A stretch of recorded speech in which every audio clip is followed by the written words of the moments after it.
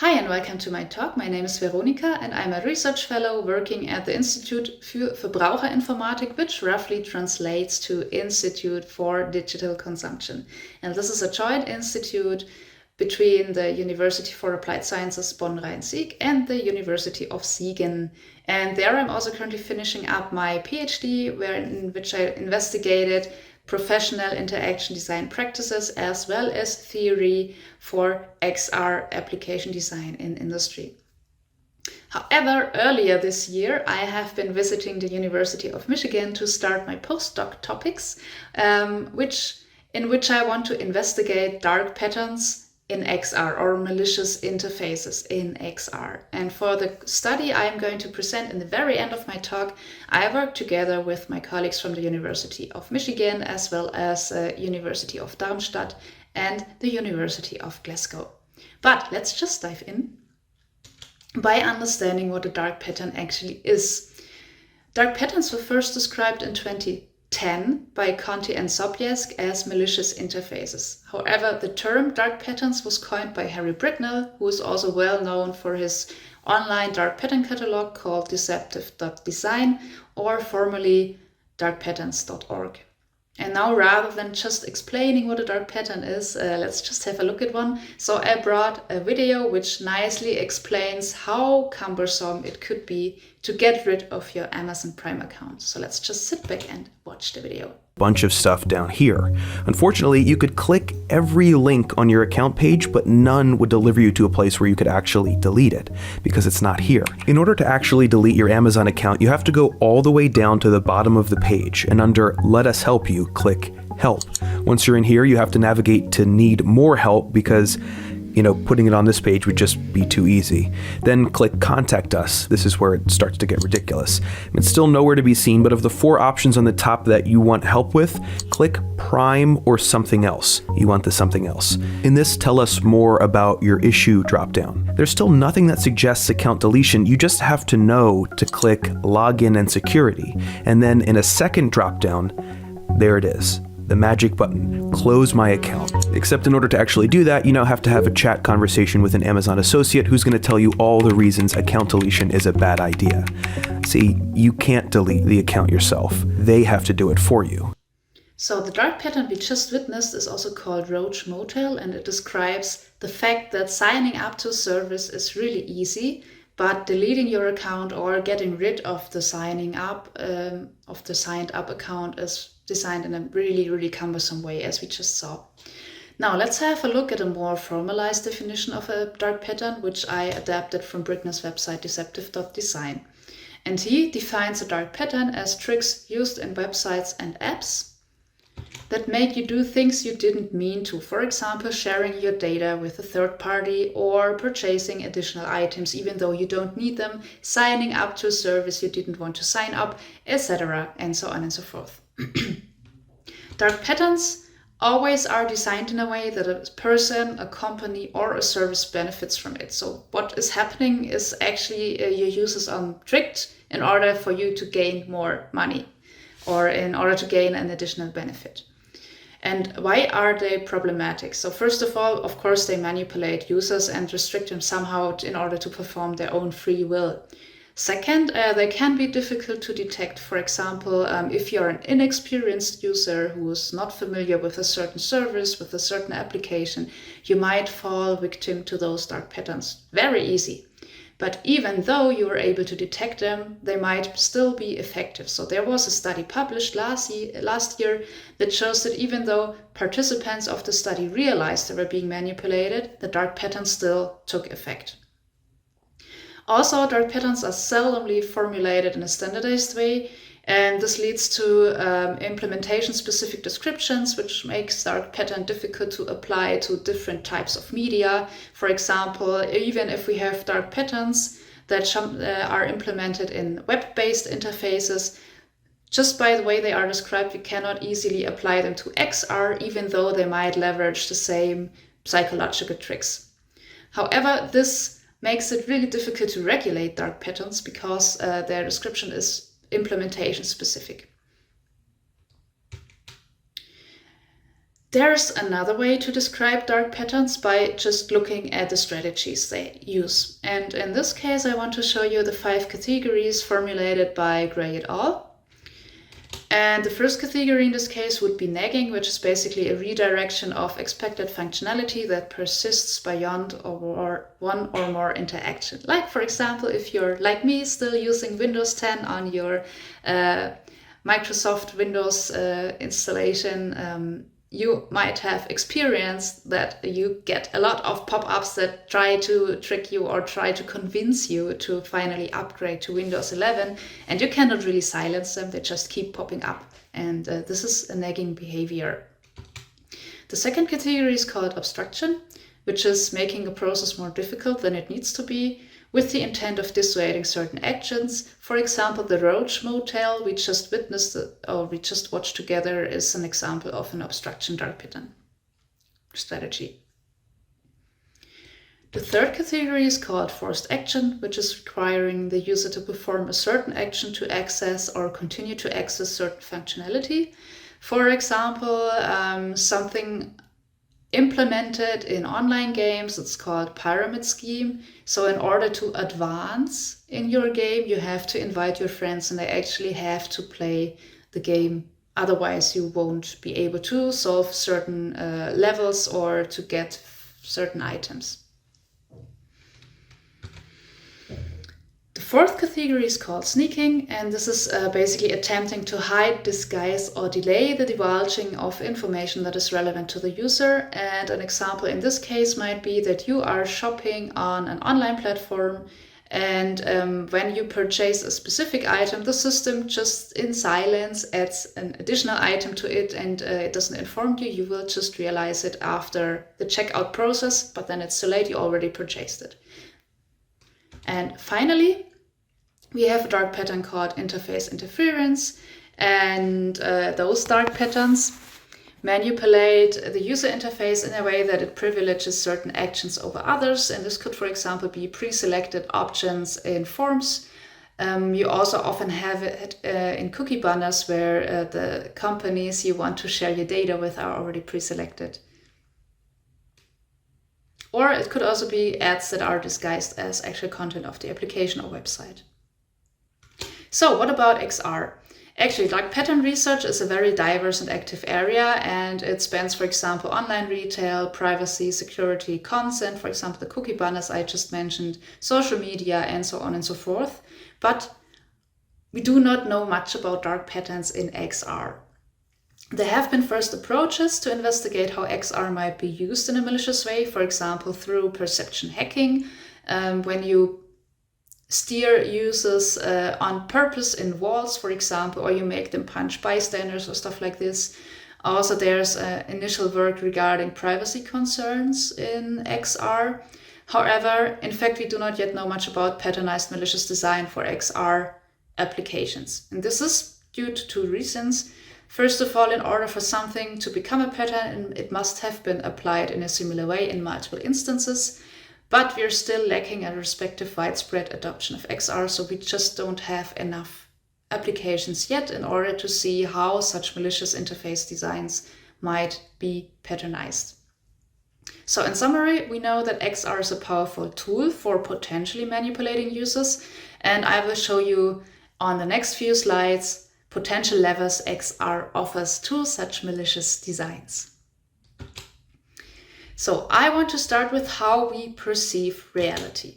So we have our powerful computing machine or computing platform, our brain, and we interact with the outside world or our surrounding world through certain sensors. For example, we have eyes to visually perceive information from our environment. We have ears to hear, we have a nose and a tongue to taste and smell, and we also have skin and hands to feel, for example, temperature, pain, touch, force, wind, and so on and so forth. Using those sensors, we can perceive several things. For example, the layout of the surrounding world, ourselves, which is also called own body perception, ourselves in relation to the surrounding world, which is called proprioception, we can perceive balance, motion, time, and a lot of different things. There are also models that aim to explain how the human brain works and how it perceives information or interprets information, but going into detail about this aspect is just out of scope of this presentation. I rather want to focus on what XR offers in order to manipulate the sensorial input we get from our surroundings. And here I want to point out two aspects of XR. So first of all, immersion, which is defined as the objective degree to which a VR system and application projects stimuli onto the sensory receptors of users. So this basically means that immersion is hardware induced, and it also consists of several sub-aspects. For example, extensiveness, which is the range of the sensory modalities presented to the user. This means, do we only have visual input? Do we also have oral input? Do we have, for example, tactile input, stuff like this? Also surroundness, for example, which describes the extent to which cues are panoramic. This means, do we have peripheral vision, for example? If we move our head, is the information also presented around us? Then we have interactivity as another sub-aspect of immersion, which describes the capability of the user to make changes to the world, or, for example, to influence future events. There are many more aspects, but I just wanted to point out a few of them. The second thing I want to highlight is presence. Presence, in short, is the sense of being there. So if we are talking, for example, about a VR application, it would be the sense of being in the virtual environment or in the virtual application.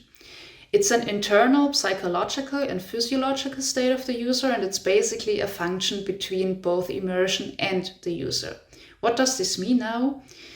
The greater the immersion is, this means the greater the output of your device is, the better the hardware is, the greater is the potential for a user to feel present in the virtual environment. What does this do with us now? Let's have a look. I brought 4 little examples where we can see how our brain might be manipulated or tricked into believing something different that is not necessarily true in the physical reality. The first example I brought, you might have seen, it's really famous and well known, and it's about the power of our brain to perceive elements or objects that are not actually part of our body as being part of our body. So this experiment is called the rubber hand experiment, and I will just show you the video and provide a little explanation of what we actually see. So in this case, the participant is visually separated from his true arm, which is substituted by a rubber hand. Now the brain gets recalibrated. As you can see in the video, the scientist is using 2 rulers to provide synchronized tactile input to both the rubber hand as well as the physical hand, which is basically our real hand. So by doing this, the brain starts to perceive the rubber hand as part of our body. And this has the effect that now if you apply physical input to the rubber hand, actually the real hand reacts to it even though it was not stimulated. So as you can see here in the video, the participant raises his fingers. This of course also works if you apply input with a bigger hammer. In this case, you can also see the slight concern of the participant. And let's just see what happens next.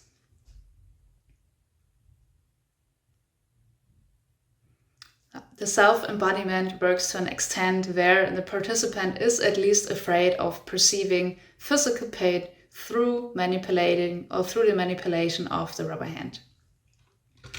Another example I brought is called Ritchie's Plank experience or Ritchie's Plank VR experience. And here the trick is, so if you watch the video, we have a similar input in the physical reality as well as in the virtual reality. So as you can see, the top left corner, this is what our participant sees. He's fully immersed in the virtual world, which is presenting a rather unrealistic scenario. So the user is transported to the top level of a skyscraper and then balances out of the window on a plank. The user in the physical reality is also balancing on a plank. And let's just see how it affects. So like how the virtual input affects the user in the physical reality. So as you can see, the person is afraid of hate and also has issues in keeping their balance. And now the person loses their balance in virtual reality and also falls off the plank in physical reality. And here you can nicely see how immersion also affects our physical bodies, or could affect our physical bodies, bystanders, physical realities, and so on. Now you might think, okay, yeah, this is virtual reality. There we have the potential power to overlay all our sensorial input with a virtually generated one. But I also found an example that shows how well those manipulations also work for VR. So we are now going to have a look at the spider on the face filter prank. But there are many more examples. So if you go to YouTube and just Google AR filter prank, there are a lot of examples popping up. In this specific case, what is happening? So a person is carrying their smartphone where the filter app is active and shows the smartphone with the switched on selfie camera to another person who is basically not aware of an application running on this smartphone. And the application running there is projecting a spider crawling over your face. Let's just see how convincing this experience could be. So people really physically react to this virtual projection. Even though there's no tactile input, for example, there's no oral input, it's still perceived, at least in the first few seconds of the experience, as being real. However, so we already saw now XR is a really powerful tool to manipulate users, but not all manipulations are bad. For example, we have redirected walking, which is used in order to make a limited physical space being perceived as being larger in the virtual environment. And how does this now work? A person is walking through a physical narrow space, and with every turn they perform in the physical reality, the virtual environment rotates just a little bit faster than the body of the physical, like the person's body actually does. So the rotation is not really perceivable as being faster than the physical body rotation, but it leads to a person experiencing a limited physical space as being larger in virtual reality. So now, what is the issue with manipulating perception if we have one objective reality? Like the objective reality in this case is defined as the world as it exists, independent of any conscious entity observing it, like the basic, the grounded truth. Well, the problem is that the reality we perceive is never objective. It is always subjective, first of all, because our brain does always filter out information it does perceive as irrelevant, even though we are not wearing specific headsets that alter our perceptions. And also our brain constructs our own reality based on what we perceive with our senses and have learned in the past. For example, if we take a look at optical illusions, like this one, for example, some people might recognize a raven, other people might recognize a rabbit. And if I tell you, actually, this picture could show both, then you would maybe also be possible to see both. However, our perception of reality might also be influenced by what we expect to do. For example, if we drink milk but expect it to taste like orange juice, the milk will taste somehow strange or maybe disgusting, even though usually we like to drink milk. So what does this now mean? It might, and I really want to emphasize might, because we just cannot really say if it actually would become difficult to tell the difference between physical reality and subjective reality if you stay in an XR environment for a longer period of time. So in this case, I want to refer to Slater et al. And their work called The Ethics of Realism in Virtual and Augmented Reality, because they also differentiate between the physical versus the psychological realism, which is also called the distinction between belief and illusion. So they do not envisage in the foreseeable future that people will actually believe that virtual situations and events are real, but you could already see that they still try to sit down on a virtually present chair, not because they believe it's real, just because in the situation they do not question if it has a physical counterpart. Later it all also describe several other aspects that might be problematic, and I will just present a pre-selection of 3. And I want to go first with after effects. So after effects are effects that keep on affecting us even though we exited the virtual experience. Such an example could, for example, be simulator sickness. And if you are, like me, really sensitive to it, you know it's horrible. If you feel simulator sickness and you remove the headset, it's just not over. You have to lie down and relax for at least several minutes in order to recover from this physical experience, which is not so nice. Another potential issue is might erase from privacy and data. As you already know, our XR headsets or our XR hardware is equipped with a lot of various sensors and a lot of different information you could interpret or read from the collected data.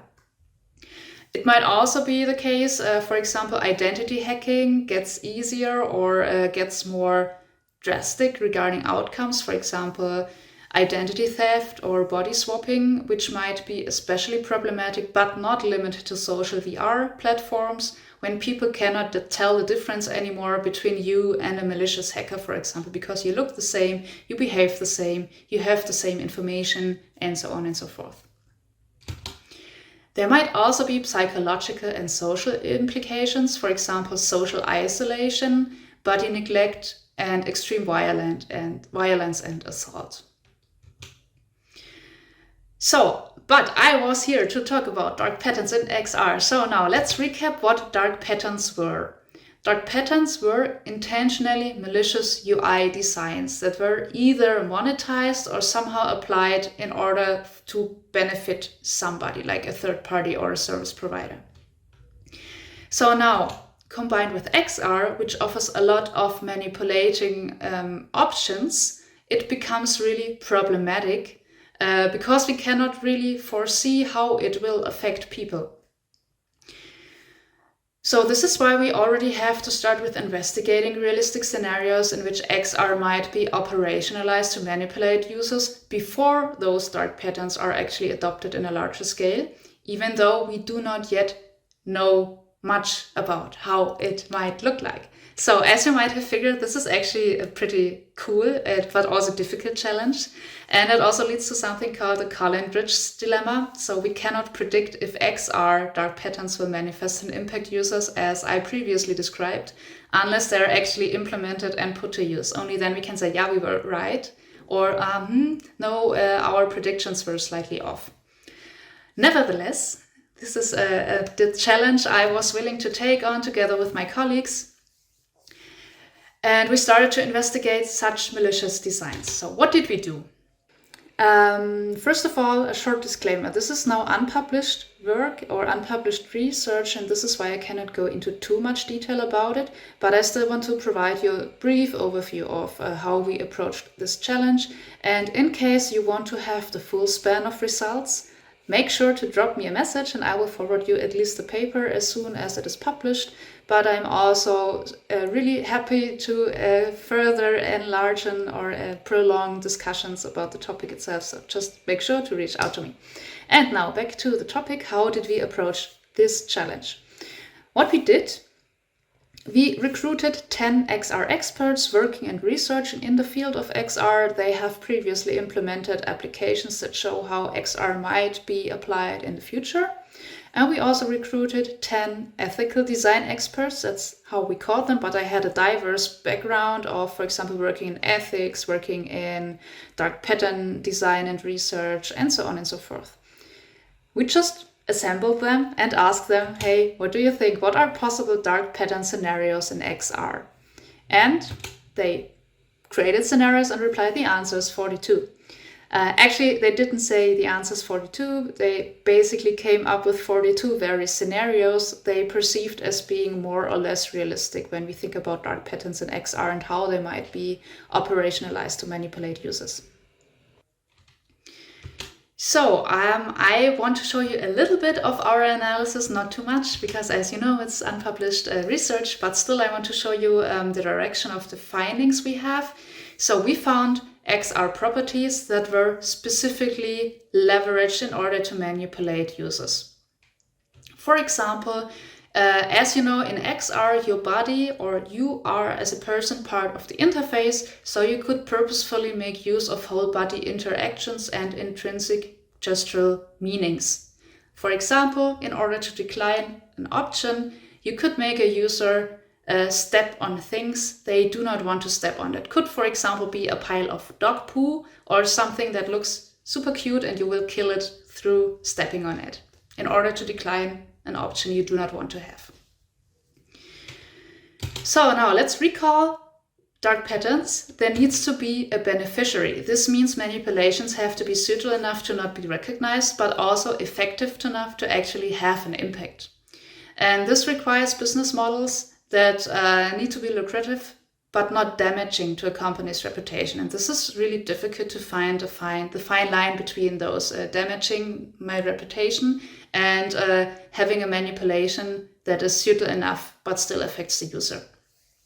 So some scenarios created in our workshop were just implausible because they were too obvious or they were too grave, for example, causing a user to die. And of course, if your users die using your application, this is probably not the best advertisement you could have. So yeah, still, we were able to identify 39 adapted dark patterns, and adapted in this case means that those are dark patterns that were previously described in related work, but they were adapted to also have an effect in XR. And we also found 10 potentially new and XR specific pattern candidates. I say candidate because, of course, they were not applied in a larger scale in multiple similar instances, so we cannot really say those are patterns yet. So, as I said, make sure to reach out to me if you're interested in the whole set of results. So now the question is, what is next? How do I want to proceed with my research, for example, or what do we learn from what I just showed you? This is actually quite a difficult question, but I know at least 2 questions I want to pursue in my nearer future. First of all, how can we regulate XR in a practical manner? Because it doesn't make sense to come up with regulations that are just not implementable or too cumbersome or are limiting the medium too much. And the second question is, how can we measure negative effects of XR on users? Do we need metrics? New metrics maybe? Do we need new methods? Or how can we of potential dark patterns in XR? So this is all I wanted to share with you for now. Thank you for listening, and make sure to reach out to me or to ask me questions now in the upcoming Q&A session, and I'm super happy to further discuss this topic with you.